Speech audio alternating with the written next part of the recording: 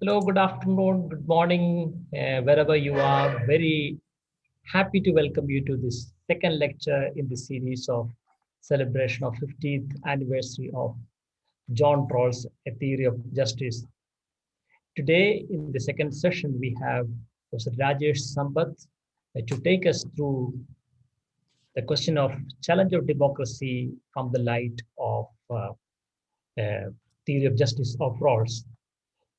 Quickly, many of you know Professor Rajesh, but quickly to introduce Professor Rajesh, uh, he is at the University of Brandeis with the Heller School of Social Policy and Social Management. And his interest is in the area of philosophy of justice. And he is the lead investigator for the research on social exclusion.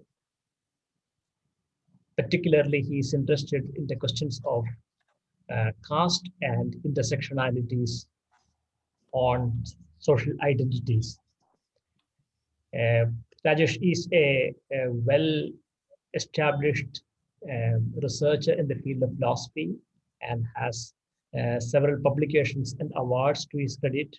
And I'm very glad that Rajesh has accepted our invitation to speak to us on this question, which is close to his heart, uh, which he may be teaching regularly for his undergraduate and postgraduate students. Uh, and therefore, we have a great resource person for today. Uh, the format for today is Rajesh will take us through the conceptual aspects of Rawls in the first half of the lecture today. And then Rajesh has agreed to take few questions and engage in a discussion at that stage. And then he will move to the question of the challenges of democracy. And then again, we will take few more questions at that stage. Uh, we request all of you to type in the questions on the chat box at any point. It could be a question, it could be a reflection, and that will be very helpful to engage in this conversation. Professor Rajesh has agreed to look at the chat box from time to time. I will also be looking at and summarizing some of these questions for him. So that's the format for today. So without any delay, we begin and over to Professor Rajesh. Thank you so much, Sony. It's a great pleasure to be with you this morning, my time, evening, your time. I'm very humbled by this invitation, and I have a tremendous amount of respect for Dr. Sony Palisari and his team at the National Law University in India. By way of my background, my parents are from Tamil Nadu. I was born in Chennai, but I came to the US when I was 3 months old. And so I grew up here in the United States, but my family they're Tamilians from Tamil Nadu. And my dad actually grew up in Bangalore. So Bangalore is a very special place for all of us in my family. So thank you once again for inviting me this morning. In light of the format that Sony had mentioned, what I can do is maybe go for 20 minutes initially, Sony, and see how far we get through the slides. Pause, take some questions, and then we'll move towards what I think is interesting for all of us is not just Rawls's theories, but how does it apply to our political and social historical present? How does it apply to the issues that are burning in all of us now? You're all studying your master's degrees and law degrees, perhaps PhDs for research. You know, a lot of us are very interested in the status of democracy in India, the United States. You've been watching what's happening here in many parts of the world. So that really, for me, is the crux of today's discussion. Okay, so the first slide will just begin with an introduction to Rawls. If we can go to the next slide. And I want to make sure that's clear on the screen, at least the first line, a summary of a theory of justice. If it's difficult to read the bullet points, don't worry about that right now. I'll be speaking about those. And please tell me if this is too fast or if it's too slow. I'm going to try to do a lot of summarizing in a short amount of time for a book that's over 600 pages long. So we all may have some familiarity with this figure. He may seem like an obscure American philosopher from the 1970s, But in the Western political philosophical tradition, if you go back to the original ideas of the 1600s, from Thomas Hobbes and John Locke through the French Enlightenment, the revolutionary thinkers that founded the American Constitution, breaking from the British Empire, as India eventually did. And then we'll speak about the Indian Constitution, drawing from both the British, American, and French. We have there's this long tradition in terms of the political philosophy that made democracy possible in the modern Western world. So it's very difficult to, when we think of the major thinkers of the last 400 or 500 years, can there be someone in the 1970s from the American philosophical field to emerge in that long tradition? And that's who John Rawls is. He comes from what's called the social contract tradition, and he is arguably the most influential thinker of the second half of the 20th century. And in terms of his practical impact, he's influenced 5 presidential administrations dating back to 1971 to the time of his death, 2002. So enormously influential person beyond the academic fields. So the theory of justice was really an attempt, and there was no other attempt until his, given the dominance of utilitarianism. I don't want to simplify that notion, but if you think of the greatest goods for the greatest number of people. So people consume things, they have mental desires that will trigger their happiness. If they consume a commodity or a resource, if they make money or income, they feel happy. The more people we have doing that, the greater the whole society is doing.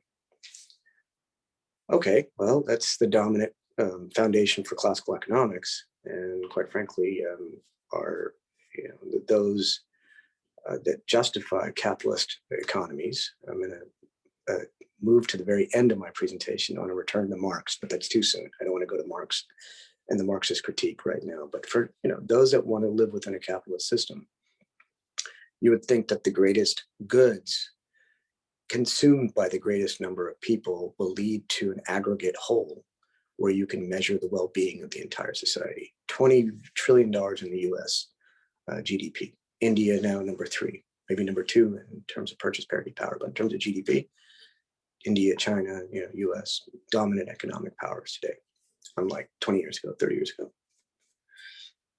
Well, what does that say really about the distribution of benefits and the structure of inequality in the society, both the US society and the Indian? I'll be doing a lot of comparisons between the two countries. Very little. So Rawls comes along and says, you know what, we need to rethink the whole system without turning to Marxism. So he's not turning to a Marxist critique of capitalism. He's just saying, well, okay, within this system, how can we build a better structure that guarantees justice in the society? That's his main goal. And his experiment begins with this notion of the original position. And you might think, what is this strange experiment he has in his mind? He says, imagine we all go into a room. We can't see each other, so we close our eyes. And you can't hear your voice, a man's voice, a woman's voice, different people from different parts of the world, different accents, different languages. You just hear one generic, like a robotic voice, let's say one language. So you can't really know who's in the room. You don't know who's different. And his argument is that if you give that basic state of human beings with some rational capacity to reason what they want in life, what do they have reason to value over the course of a lifetime? They want to plan their lives. They want to achieve something. They want to, reach some quote unquote level of success. Knowing that we're all different and all we have available to us are the basic facts that we learn from science and the social sciences, sociology, anthropology, political science, economics, whatever those fields teach us, all we have are those and this anonymous sort of impartial space. And he goes, over time, he thinks, and he takes a while to argue this, but most people are going to want these 5 primary social goods. What Henry Shear, the philosopher, would call a fundamental basic right, liberty, because that's a principle that's evolved over history.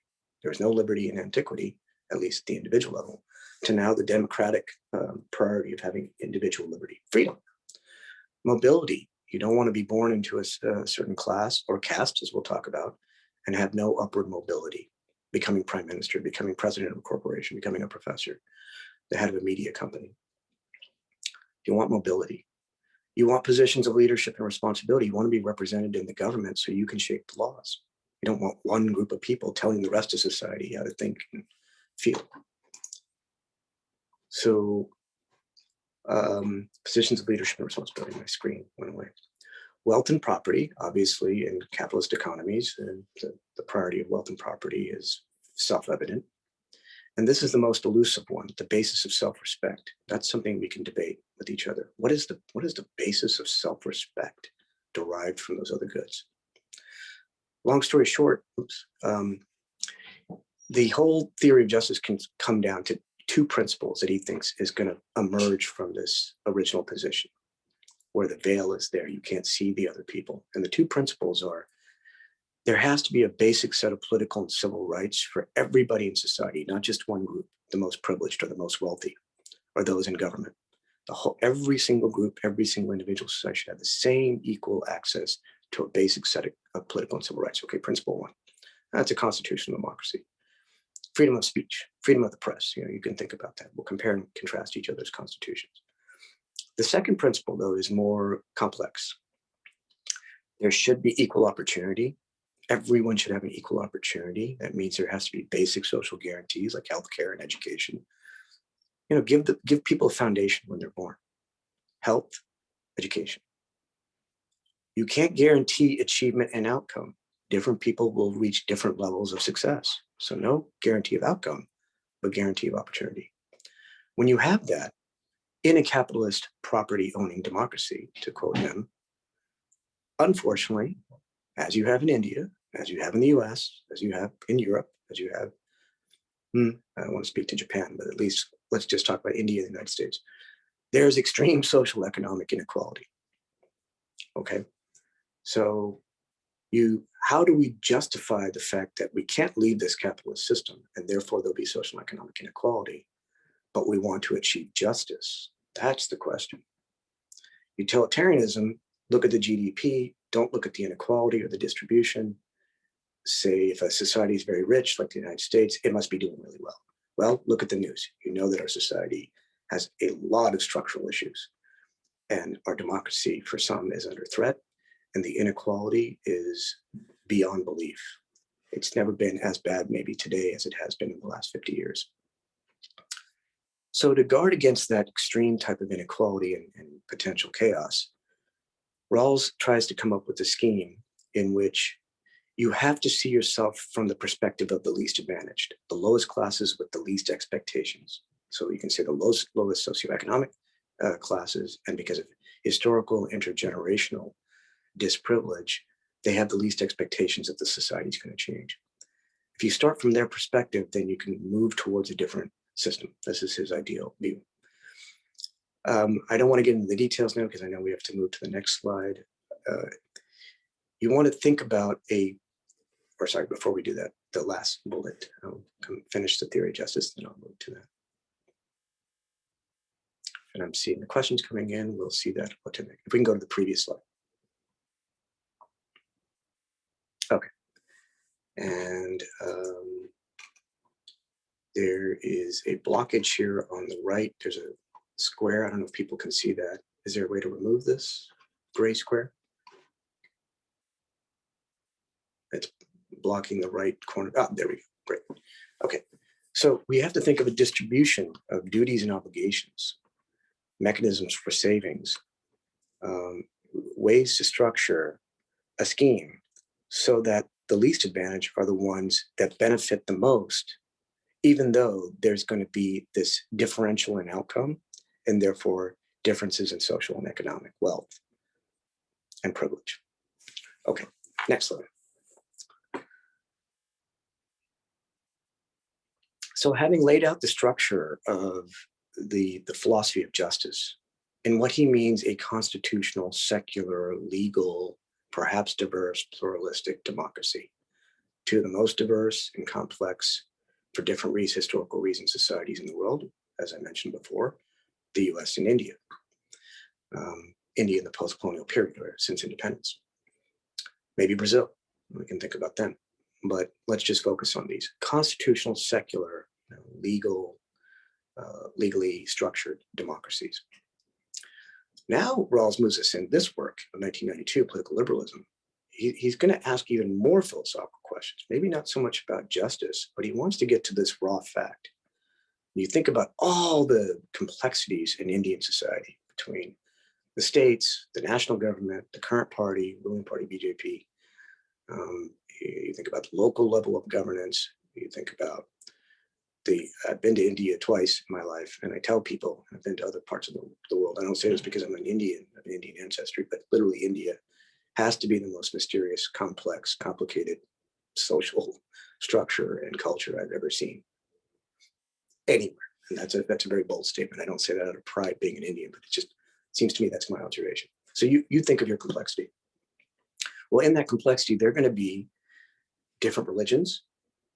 We're going to get into the caste system momentarily with different religions. There could be different worldviews and ideologies. Maybe there's a Marxist view, or maybe there's another type of system of thinking. But in any diverse and pluralistic society, you're going to have different religious, what he calls metaphysical, religious, moral, comprehensive doctrines. These are the things that groups or individuals cling to the most when they want to explain their deepest values, what's good, what's bad, what they believe in, their deepest philosophical religious views about the nature of society, individuals, and how to achieve happiness. But if there are different doctrines in the same society, but only one legal constitutional structure, then how do they coexist?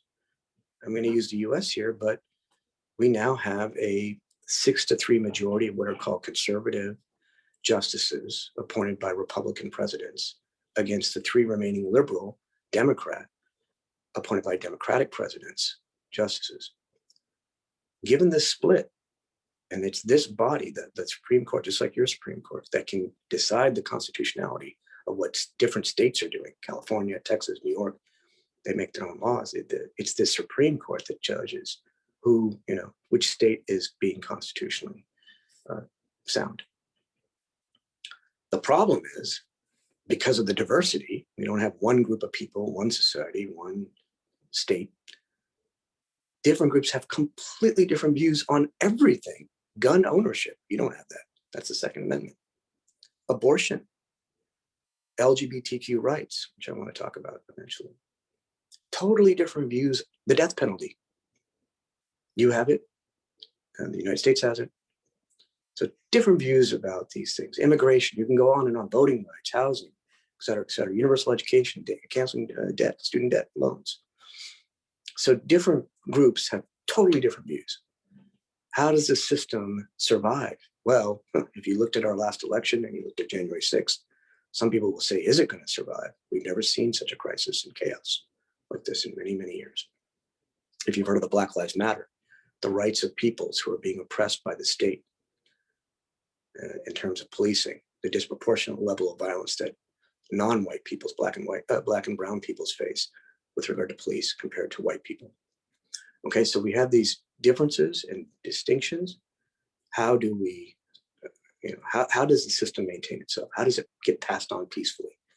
These are the questions. His conclusion here is that he thinks there are some mechanisms, you want to go there, some mechanisms in public reason, meaning we have to produce institutions that are not only guaranteeing justice based on those principles that I mentioned, the difference principle, equal opportunity, but there's going to be economic inequality, those principles.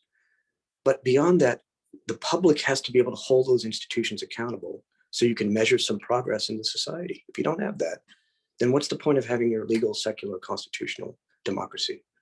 You also need to produce the institutions that's going to guarantee the justice. Next slide. You missed one? Yep, there we go. So this work from 1999, for the most part, people think Rawls spent his time thinking about a single society, maybe the one he's most familiar with, the American society, or broadly speaking, Western, either presidential or republic-based democracies like the US, or parliamentary systems. You're familiar with the parliamentary system. But you think he's focusing on one society or one democracy. His last work, major work, original work, is 1999, 3 years before he died. And it's called The Law of Peoples. And there we go. Yeah. So if we can see that. And here I want to be quick. I see it's 7:52. I know we want to pause and take questions before we move to the second half. But just this will be the last piece I summarize before I go to the next phase. When he's thinking about not domestic justice or a single society, but international justice, creatively, he tries to come up with a framework where, of course, he looks at the UN Declaration of Human Rights, he looks at international treaties and covenants, he looks at the moral consensus and norms about war and just war and principles about warfare. You know, the standard issues, international relations, how do nation states compete with each other? How do they form trade relations? So of course, everybody knows that, and you all can read global political economists who study these issues. He comes up with a hypothetical notion of saying, no, I want to talk about an international society. You're thinking, is he talking about the United Nations? Is he talking about the World Bank or the IMF or the World Trade Organization or the GCC, the UN Security Council? India is part of that. He's not talking about the actual structures. He's trying to imagine something new. In an international society of peoples, as opposed to an international relations of nation states, he thinks this is the same set of differences that are going to exist across societies. Some societies he calls advanced, developed, liberal, democratic, quote unquote decent. We may want to deconstruct his terminology here. Maybe he's being Eurocentric, or maybe he's being, although he wants this system of justice, maybe he thinks the Western concepts are superior. We can question that. Then he calls other societies burdened. They want to develop, but they still don't have the political and civil institutions in their society so that everybody in the society is free and is achieving a certain amount of justice that they're demanding. Rogue nations or outlaw are those that he says don't have democracies, maybe are very totalitarian or dictatorial. Some people may think of North Korea as an example. He doesn't deal with that. He's trying to deal with quote unquote developing countries. And the argument is very simple here. And people questioned that, even your previous keynote, Thomas Pogge and others, after this was written, many debates about this. But if you were to summarize the whole problem of the ethics of development into one statement, what Rawls says is that he's going to err on the side of not having limitless economic aid flowing from rich countries to quote unquote poorer countries. Because some societies may not want to continue to develop their wealth because their values are not based strictly on wealth, acquiring wealth for the sake of wealth. Some countries do. They rapidly want to become rich. Maybe they're resource rich like Saudi Arabia, or they developed an industrialized, developed economy after a major war like Japan. They want wealth for the sake of wealth. That doesn't guarantee equality, of course. But he goes, there are going to be other societies who may not have those same desires, may continue to grow their populations, may not align their savings and reinvestments in a way that as the whole population grows by numbers, meaning the society is growing, that doesn't mean the wealth is growing proportionately. It's not being distributed in a fair way. So similarly, he says there's very limited things we can do in those situations. If we can build political and civil institutions so people can exercise their rights, that's one thing. Achieving a pure and fair and equal distribution of all wealth and assets in a capitalist system is impossible. So those are the three major works. And before we transition to his final statement and then apply that to the case of democracy in India, Sony, should we pause here? Yeah, we have quite a lot of interesting questions. Maybe if you could take a look at the chat. I'm going to take a look at them real quick. Yep.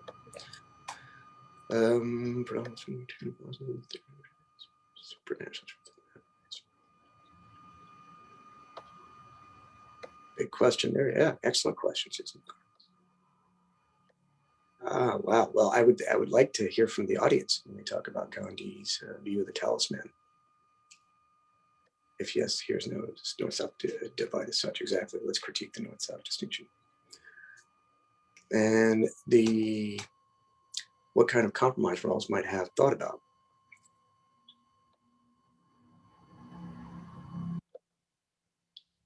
Yep, getting into the balance of the two wrongs make a right, veil of ignorance and decision rule. It makes sense for risk-averse individuals. Yeah, good point.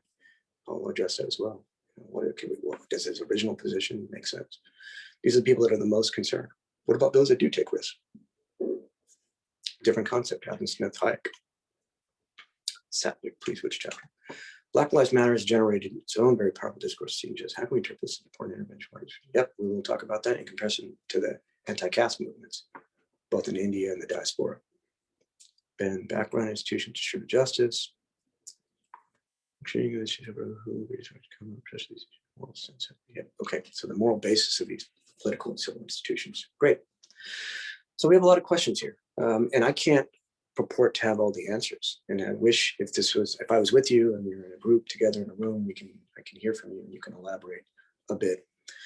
I can tell you that the reception of Rawls, if you look at across all these excellent perspectives, the utilitarian school that comes back, there are other responses, there are libertarian responses like Robert Nozick, the minimal state is the maximum state, that if you can rationally acquire and purchase through legal and peaceful means, and mix your labor with nature to create your own property and commodities and then benefit from the wealth, then the government should be minimal in its attempt to guarantee, these principles of justice that Rawls wants.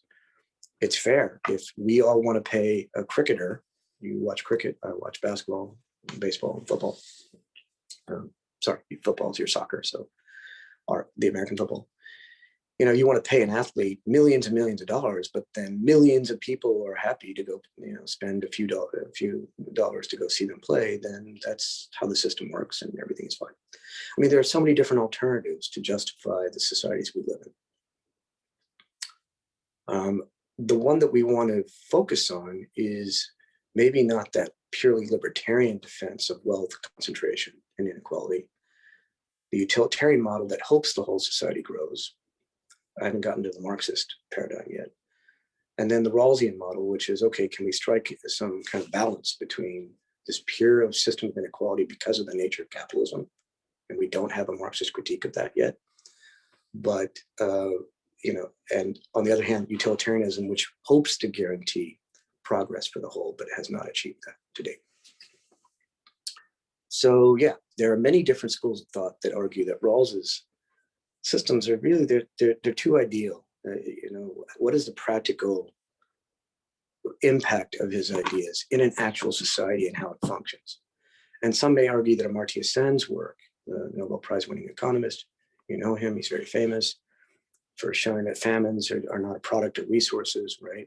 Or even economic organization, but political systems. It's how the British treated the, Bengal, the famine in Bengal before independence. So he's famous for that, but quite frankly, he's famous for what's called the Human Development and Capabilities approach that's informed the UN Human Development Index, Education, Health, and Income, and the Human Development Reports. It's a broader based concept of well-being.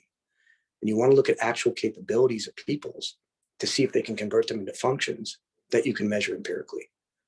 So sorry, Rawls, you can talk about these principles, or other people can talk about welfare and income and resources and commodities like the utilitarians. But quite frankly, we need to really seriously look at what capabilities sets different groups of people have. Education, literacy, mobility, the right to enter the labor market, and can actually be, based on those capabilities, convert them into functions. And the famous example he's given among many is that you have two people at the poverty line. One has a disability, let's say kidney issues, and they're on dialysis. And the other one doesn't, but they're exactly at the same level below the poverty line. Well, one can use more of their income to have more freedom than the other. That means you don't have just and equitable policies to compensate for the person who has to spend all their money on their disability, the same amount of money, as opposed to the person who doesn't. So this is the level of the actual determination, which a lot of you are interested in, is it's not enough to talk about theories of justice or social revolutions. How are we going to measure, measure actual progress in society?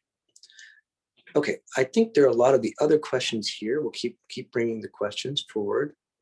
If I had time, I might go back to Adam Smith and Hayek. Sen actually goes back to Smith. The whole point of political economies and states that form in a division of labor, which is what capitalism guarantees. It divides labor, it specializes it. As Weber says, it's rationally organized. People can contract in it freely, not like slavery.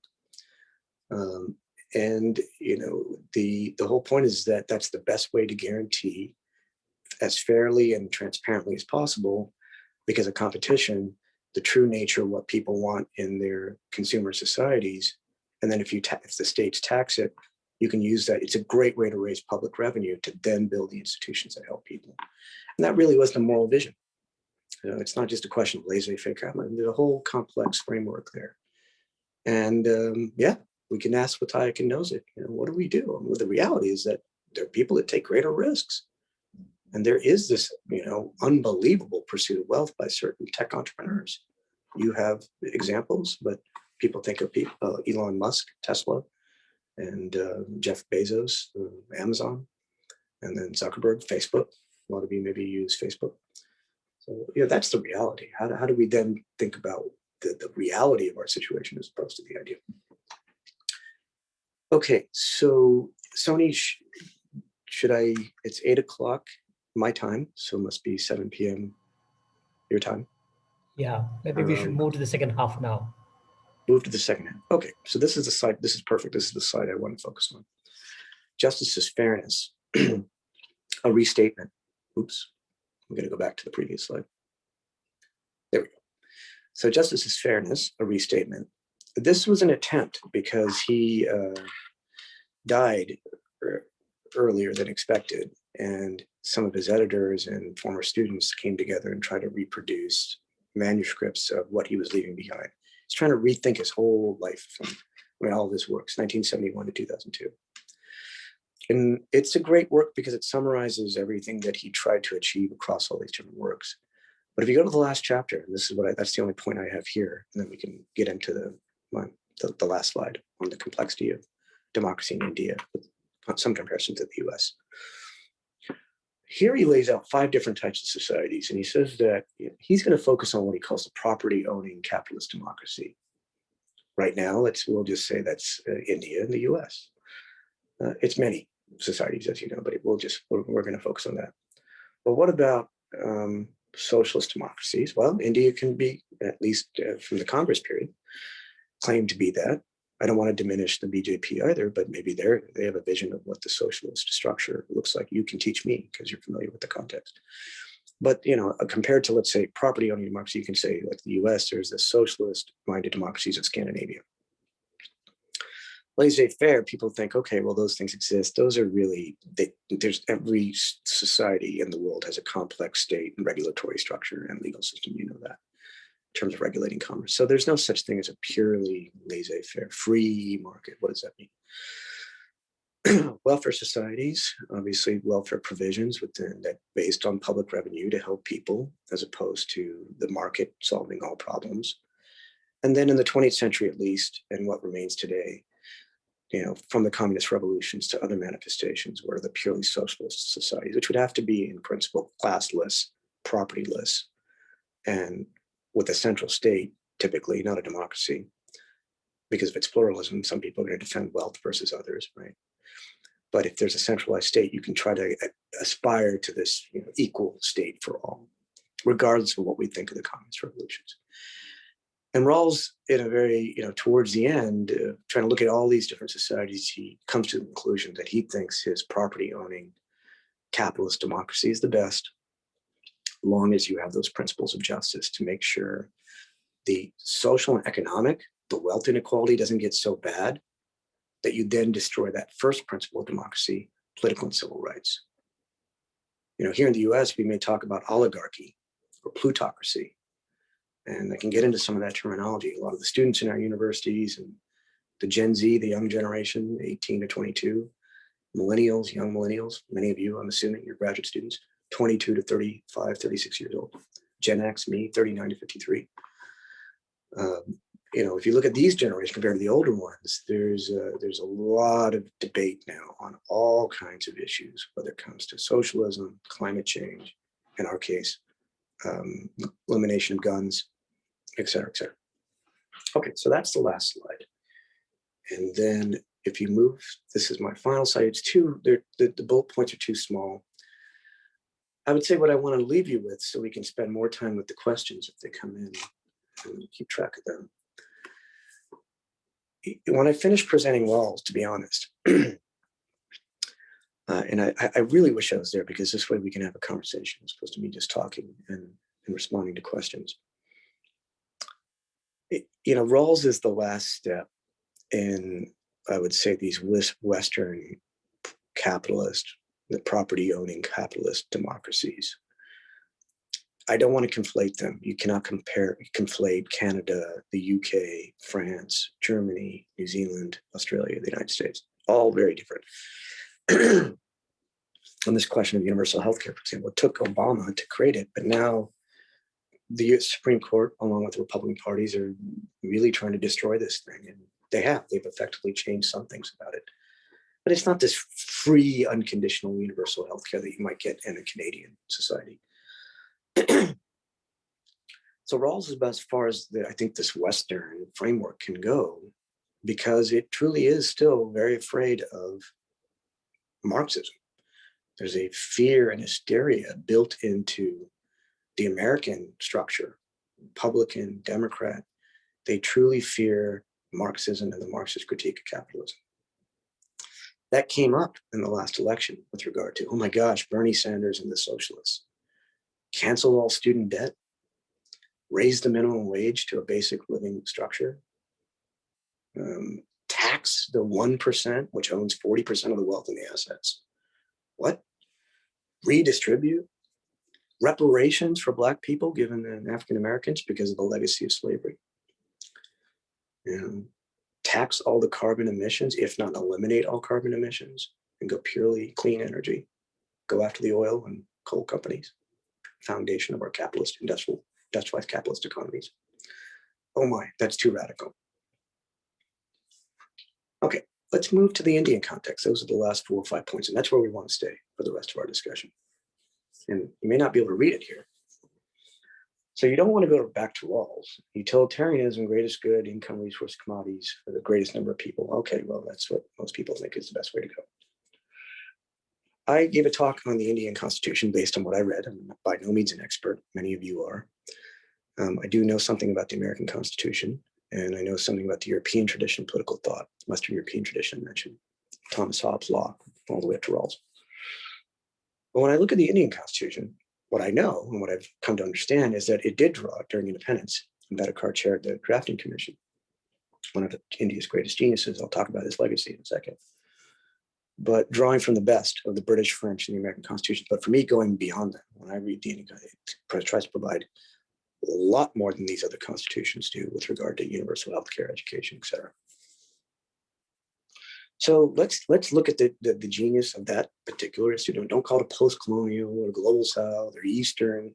Let's just look at this at face value. Look at the potentiality of this ingenious constitution. Not without problems, but I'm going to say superior to those Western precedents. The problem with these Western and Marxist thinkers and the Marxists within the Western traditions is that I'm not sure if they understand the complexity and therefore what would be required in the nature of a social revolution if we were to imagine that today. A lot of folks are focusing on the question of caste, not just the complexity of caste politics, which you can speak in greater detail than I can. But my basic distinction that I can imagine is, okay, if we think about an intergenerational, hereditary, birth-based, cultural, religious, not quite religious, but cultural ethos, the principles, norms, customary norms that determine a society's behavior and stratification. If it's intergenerational, hereditary, birth-based, call that the cultural creation of caste in Indian society. That's not necessarily economic class, and therefore constitutional protections against discrimination in the workplace. To use Ambedkar's great ingenious phrase, the graded inequality, it's not just Smith's division of labor, it's the division of laborers, castes, within a single class or division. Legacy of Ambedkar, yes, ban untouchability, quote unquote untouchability in the Constitution. Ban caste discrimination. There should be no discrimination on the basis of caste. But, oops, the gray screen came back. In a constitutional sense, there should be no caste discrimination when it comes to the Constitution. But that doesn't abandon the caste system itself. My analogy is that abandoning racial discrimination through the Civil Rights Acts of the 1960s. The legal structure in the US was segregation, separation in public space, different schools, different neighborhoods, different everything. Blacks go here, whites go here, no mixing after slavery. Certainly no marriage between the two. Think about inter-caste marriage issues in India. So it took desegregation, 1954, Brown v. Board, desegregating the schools that led to the civil rights movements, Martin Luther King and others. And you have this body of civil rights acts, which we should look at. Okay, well, that was the 1960s. What's happened since? 70s, 80s, 90s, 2000s, 2010s are over, now we're in the 2020s. And what I say here, if you look at a lot of the student movements, look at the Black Lives Matter movements, look at a whole confluence of forces, maybe we can say here, in the US, abandoning racial discrimination, no employment discrimination on the basis of race, white, non-white, okay, so constitutionally we have protections. That's not getting rid of racism itself as a system. It's what the critical race theorists, the African-American Black legal scholars here, started in the 80s and the 90s. The whole system is based on white supremacy, not just slavery and segregation. We're talking right now. Well, what is that? System of white supremacy and racism against that. Most notably Black people, Latinx, Native American. That's one paradigm people try to talk about. Many people dispute its validity. But when you look at certain groups, and if you look at Black people, 14%, Latinx, 20%, Native Americans, the genocide when the colonies formed, when the British colonies were made. There's so many disparities. COVID has shown that with healthcare, educational outcomes, voting rights when states change their rules, housing access, and certainly wealth and distribution, the question of reparations. Some have argued that if you provided reparations for many African Americans, they wouldn't have died in greater numbers during the COVID than everybody else. So in other words, racial discrimination as an individual act versus systemic racism, two different things. So I guess at 8:14 now, my conclusion, and we can go back to some of the questions I ask here. All right, there's Rawls and there's, oops, sorry, one more point here, yep. My question at the end there is, can a truly diverse pluralistic society really achieve this egalitarian justice, egalitarianism, a true distribution of all the principles of justice so everybody benefits, and be the property owning capitalist democracy, and be societies that are complex, diverse, and stratified? This country divides things by race. Indian society still has, as you know, the caste system. How can you maintain all of these in one society and guarantee the justice? It's a very difficult question to answer in this day and age. All of us, younger generations, my generation, we wonder if things can continue as is, or if there has to be a radical transformation of the whole structure. The Ambedkarite me, learning about him, I didn't really know, because I learned, growing up, you learn about Gandhi. Annihilation of caste, 1936. At least in his case, he made his decision. And I'm not saying you should make that decision, but in the Annihilation of caste says, okay, well, Hinduism and the caste system, okay, to take out the caste system from Hinduism, well, perhaps you need to reform the basic structures, philosophical, metaphysical, comprehensive doctrines, as Rawls might say. But if you look at his last works, these are the unpublished manuscripts in the collected works, which I'm looking at now, I'm writing about them. One of the last works was on Buddha and the Karl Marx, Buddha and the Dhamma. We know he made his mass conversion Buddhism. He prioritized Buddhism. I'm not suggesting that or recommending that. I'm just trying to understand, what does he see in either the Buddhist system, drawing maybe from the precedent of Ashoka, but also rethinking Marx in his own way. And both have different things to offer for him to achieve this reform. Not reform, but quite frankly, revolution. Okay, so that's the end of my presentation. I apologize if it was a lot of information. I usually spend 3 to 4 hours in my graduate seminars with PhD and master's students to try to get through all these issues in a semester, 14, 15 weeks. So to do that in 1 hour is not easy. I see questions. Yes. Thank you, Sonny? Rajesh. I think there is, again, set of questions. I think maybe if you could look at the chat box, Sure. Especially the question on the relevance of Rawls for today, especially when there is a march of capitalism across the world, and capital moving across borders. What is the Yeah, relevance of Rawls? I think that may be an overarching question. And there are some questions on American politics and how a young generations connect in particular way. So maybe you could begin with that. Maybe more questions will roll in soon. great. Okay, I'll just take a quick look too as well. I'll start with utilitarianism, post-colonial perspective. Yep, moral sense, stronger, not just student debt, also climate change, racial inequality, healthcare inequality, a whole host of other issues. Post-truth world, interesting, where one's pre-existing convictions about justice are reinforced by social and traditional media sources. Manufacturing consent, yeah, think about that. Free press, you have to dispute what the dominant narrative is, because Sanders focuses on student debt, have a student debt loan they're ready to pay. Yeah, they're straddled. Millennials, 22 to 38, can't even purchase homes because of the student debt and the changes in the market. So Sanders, okay, so yeah, let's just think about that. It'd be interesting to see how the census is formed in the Indian context, but in the United States, every 10 years they change their census. And they do that by racial category and they do that by age, generation. So I think I've been told India with the youth bulge, this might have been 10 years ago, so it changes, but almost 50% of society is under the age of 30 or 25. Is that right? Very young society. That wouldn't be the case here. But needless to say, you map out the generational differences in your vast, complex, obviously large country. But here we talk about generation alpha, 0 to 7. Those are the very new people that are coming. 7 to 22, generation Z, Zeta, Z. Millennials, 23 to 38. Gen X, 38 to 53. There's 53 to 70. The baby boomers after World War II, 75 to 90. And the disappearing one, they're as they age. For the World War II generation, they're so old now that they're fading away. But you have all these other generations that coexist. Okay, so the values are totally different. The salience of Rawls today, I think if he were alive, he might say, not only because of what some people think is a political, social, economic crisis, there's a concentration of wealth in terms that are unbelievable.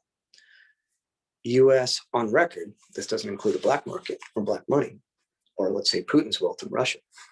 But let's say the US has the most billionaires still, and it does, like 1,500. And then China, because of its reforms over the last 30 years. And then it was Russia, because after the Cold War, Putin's control with his oligarchy of the gas and natural gas industry. I mean, that could be one of the richest group of people, and him specifically, than any of these other billionaires, Bill Gates and all this stuff. But then India now is number 3. So maybe we talk about 100 individuals, or from the British Empire, the state-owned enterprises like Tata. You would know more about the history. But 100 individuals out of 1.3 billion people with a 2 trillion GDP.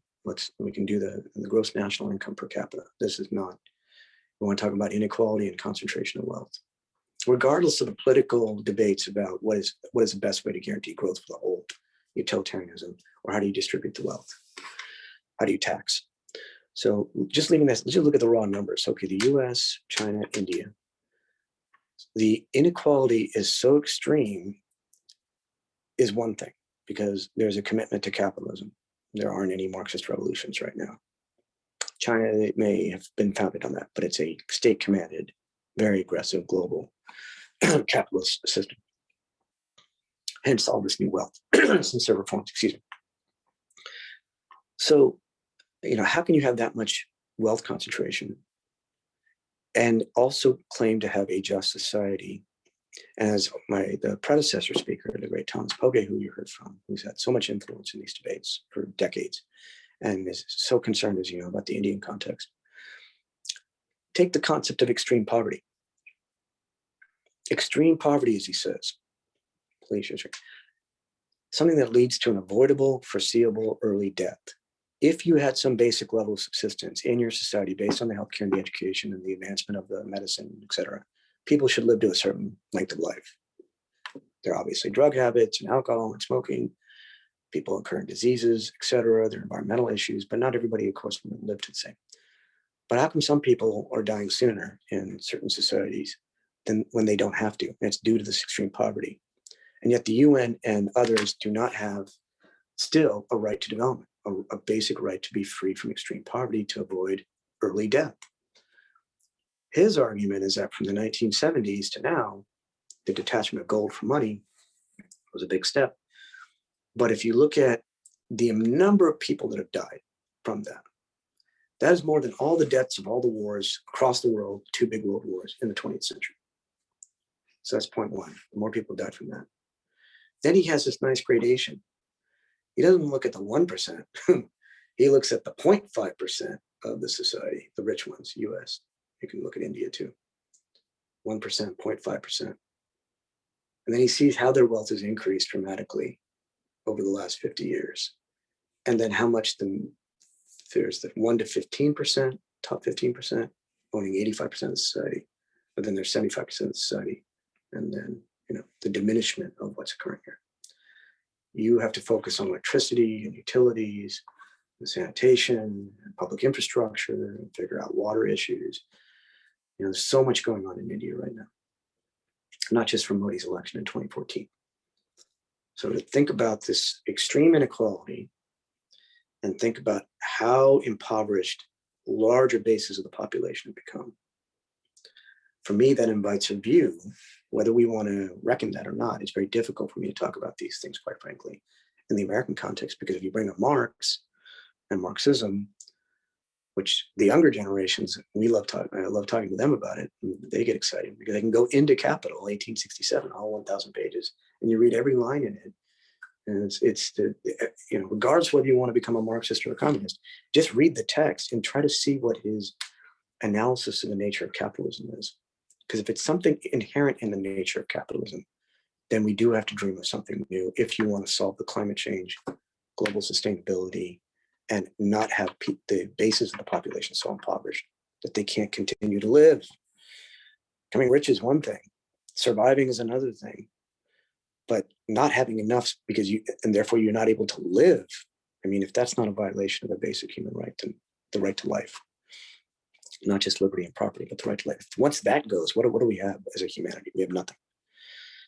So I would like to think about the possibility of a 21st century, what I call a 3.0 Marx. 1.0 is the Marx from the 1800s. He thought, didn't live to see major revolutions, joined and formed socialist movements. Lenin, 1917, is the 20th century. Mao, 1949, Castro, the communist revolutions. Okay, that's the 20th century. I'm more interested in the 21st century. And I wonder, because Marx is not enough either. He himself is narrow in his European, first of all, he lives in the 1800s. He has a narrow European frame. He doesn't understand the complexities of other societies. And unfortunately, we would say it now from our perspective, would say as post-colonial critics call his views racist, because he talked about the Oriental modes of production, referring specifically to India, as did other European thinkers, because of what they called the quote unquote vegetative state of an eternal system of stratification, caste. So the modes of production, slavery, master-slave antiquity, serf, trapped in the land, trapped in a caste, born into a caste, have to stay in that particular function, can't leave the land, a sovereign or a king protects and defends, and there's a stratified system that doesn't change, Middle Ages, serfry, capitalist, worker, formerly free, contracted labor, and the capitalist property owner. 3 systems for modes of production, changing over time. And for him, a place like India, in his writings would have said, okay, it's because of this caste system, as Ambedkar tried to diagnose. The shift from a capitalist mode of production to a socialist one will be hard to attain. That was his view. So then let's fast forward to the 20th century. Let's think about the legacy of Ambedkar. What will it take if this is the goal? And I'm not saying that's your goal. Maybe it's my goal to dream of, like he did, the possibility of the total elimination of caste, the propagation of the 3 principles, liberty, equality, fraternity, cooperation. It's Rawlsian in many respects. Although Rawls comes much later than Becker. He's drawing from John Dewey, earlier figure. But the ability, reciprocity, the ability to share, to cooperate, to disprivilege, and maybe resource others or distribute in a different way. The fraternal cohesion, the endosmosis, that naturally we can only grow together collectively, not just as individuals. But then you want the individual liberty and the equal protection of all individual groups in a diverse society. How do you have all three? And what's the best form of government to guarantee that? You would think it's a democracy, but maybe you have to debate that. I can speak from the US perspective, but I think a lot of people, they've lost the trust. What the heck is this democracy in this two-party system and a Supreme Court with the conservative justices that can overturn more liberal states on issues that matter the most to people right now? For us, it's going to be abortion, young generation of people. Legalization of gay marriage, that doesn't exist yet in India. There's legalization of third gender. There's decriminalization, but positive rights, legal right to marry, with all the benefits that come from that. What if that's taken away?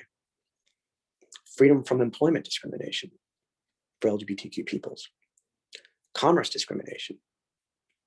So there's so many different, so many different issues that we're facing now, where one has to ask if a constitutional democracy and a political system of democracy, the Republican version of the parliamentary system, which you're familiar with, is that enough to guarantee these principles of justice? I think we're living at a threshold where the answer has to be, I don't know anymore. I'm saying that as a 50-year-old. I should have more hope. I should be more mature enough to say, no, you need to defend them. I don't know. I listen to the young people and I wonder if there's going to be a groundswell and a radical transformation of the structure maybe in our lifetime. In your lifetime, you're younger, but maybe if I can see it in my lifetime, some radical change must occur. Sony, we're at 8:29. Yeah, maybe if you have time, there is a question on whether Rawls is useful and helpful to deal with political polarizations. If you have reflections on that, maybe we could take that question before we close. That gets us to the political liberalism. Some people argue that, yeah, he does have some, maybe those two principles, political and civil rights and equal opportunity for all, but admitting there'll be economic inequality because some people are going to achieve different things based on their labor and what they want to do. But there should be some basic principles on savings and taxation, et cetera. So you take care of the least advantaged. So every generation, that least advantaged group has a right to achieve something. Has an ability to achieve something. That sounds great as a theory. But the reality of our democracies, you look at your Indian democracy, and I have some examples actually from the Indian. I'd love to talk to you about that someday in terms of the legal disputes. It could be affirmative action. We call it, you say reservation, affirmative action. But I'm very interested in the religious pluralism, and as was Rawls. His dissertation was on religion, by the way, as an undergraduate. And that political liberalism, how can you have these different metaphysical, religious, quote unquote, comprehensive moral doctrines? People come from different religious backgrounds. Think of the Islamic group and the principles and values. Think about the Ambedkarist Buddhism. Think about the Hindu majority, Hinduism. Here you can still talk about a Christian majority. Different systems of beliefs that determine what we truly can decide on in terms of laws and policies. Abortion is a big one. LGBTQ rights.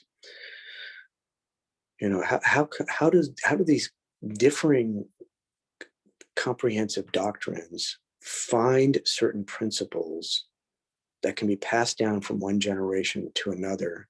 So the democratic society says, okay, even though we have totally different views on so many different things, we can at least admit to these, certain commitments that we all should make. And he offers, I'm trying to remember one specific case. Oh, well, it's bringing me back to this comparison of the constitutions. Let's think about this. We'll think about your context, we'll think about the US. First Amendment, religious freedom, and it's called a joint. I don't know if you can see this because my screen's frozen. But Sonia, I don't know if you can see me moving, or is it my screen frozen? I can see you moving, yeah. Okay, you can see me. Maybe I can't, that's fine. So if you can see this elbow here, government can't be founded in the American Constitution on a single religion called Christianity. Inversely, government can't get in the way of different religious groups expressing their views freely. This can get very complicated because some religious groups can say, like the cake maker in Colorado, I don't want to serve a cake to a marriage for two gay people. I don't believe in this. I own the cake shop. I'm making the cake for the wedding. They can go somewhere else. Well, obviously in this case, they got this couple who has a legal right to marry, couldn't get a cake. What's more important, you know? But that's symbolic in a way. Getting the cake, that's freedom from discrimination in commerce.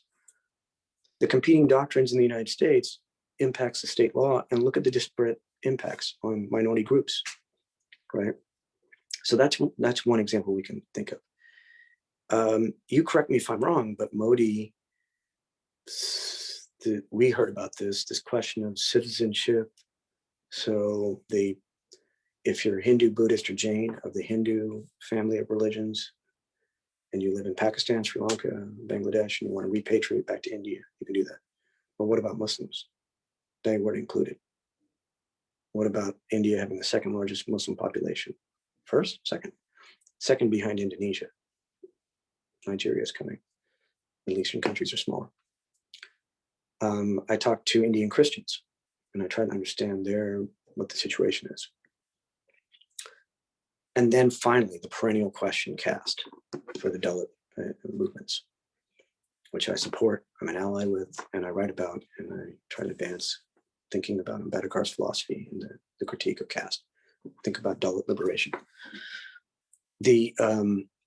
To suggest, as did Gandhi during his fast in 1932, that hey,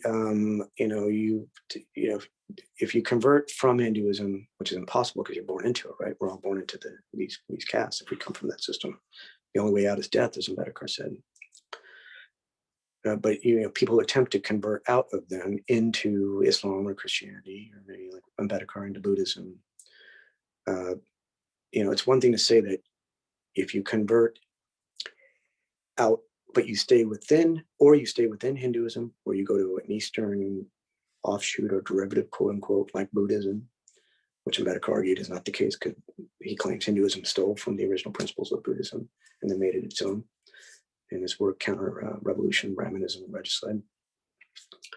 But if you stay with these Eastern religions, then you get all the benefits of the state, the reservations, et cetera, et cetera. But if you leave it and you go to these, non-Indian, non-Hindu, non-Western, non-Eastern, these Western type, then you won't have the same benefits.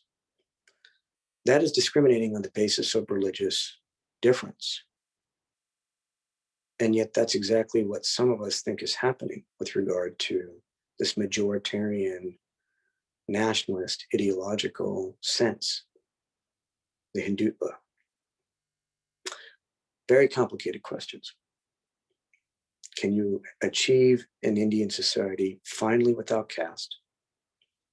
And believe it or not, in the American society, the Alpha, the Gen Z, and the youngest millennials, the majority is non-white.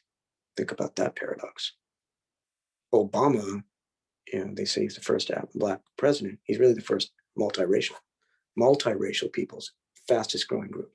1% of society in 1960, 10%, and rapidly growing. Kamala Harris, you know her, of Indian roots, multiracial.